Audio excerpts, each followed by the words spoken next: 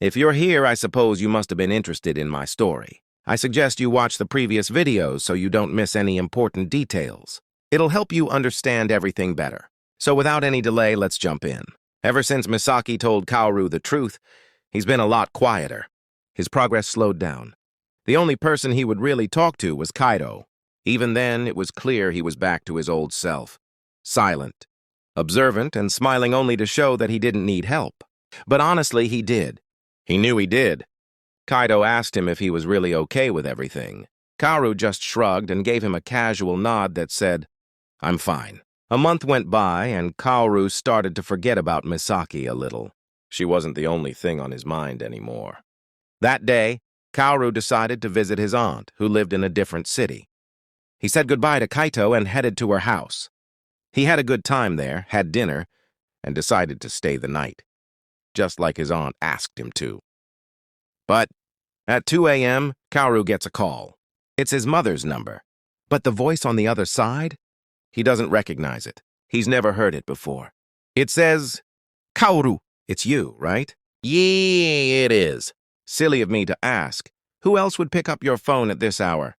Be at your home within an hour, or you might not even see your family die. Oh, oops, wasn't supposed to say that out loud. My bad. But now that I did, hurry up, will ya? I don't like to wait, you see. The call ends. Kaoru's heart pounds so fast it feels like it'll burst out of his chest. He runs out of the house without saying a word. He doesn't care. He just runs home. And he keeps thinking, is it him? It has to be. It's Shoya Kurozono. He arrives home barely within an hour, riding a bicycle he grabbed along the way. But what he sees makes him freeze. No words, no movement. Just pure paralyzing fear. In front of him, his mother is tied up, not by rope, but by barbed wire. No, in his eyes, it's like a wire made of knives glued together. His siblings, his perfected brother, Kaoru Hinoyami, the one Kaoru taught how to fight, is desperately trying to protect the one person he loves most, their youngest sister, Yume Hinoyami. When Haruto sees Kaoru, he smiles and says to Shoya, "Shoya Kurozono, my brother is here." He doesn't finish. Why? Because his head is cut off the moment he looks at Shoya. Yume screams and runs toward Kaoru, trying to live, trying not to die like her brother just did before her eyes. But Kaoru just stands there, frozen in fear and disgust at what he's witnessing. He can barely breathe. And the next thing he sees destroys whatever humanity he had left. The once lively Yume, the only person who loved him without a trace of hate or doubt, meets her end. Shoya raises his hand. Two wolves, each twice the size of a normal one, sprint toward Yume. Seeing this, Kaoru finally screams, "No! Anything but her! Kill me instead! I'm the one you want!" But before he can say another word, the wolves bite down with enormous force. Yume's small body is crushed. Her severed hand rolls toward Kaoru's foot as he watches, helpless, while the wolves devour her alive. She screams for him, begging him to save her, to do something. But Kaoru can't move, not because he doesn't want to, but because he simply can't. He looks at Shoya, who's grinning. Slowly walking toward him, Shoya starts to speak. "Don't you think it's funny? The wolves needed just one command from me, and boom, your sister's gone. There's no point in killing you so fast, you know.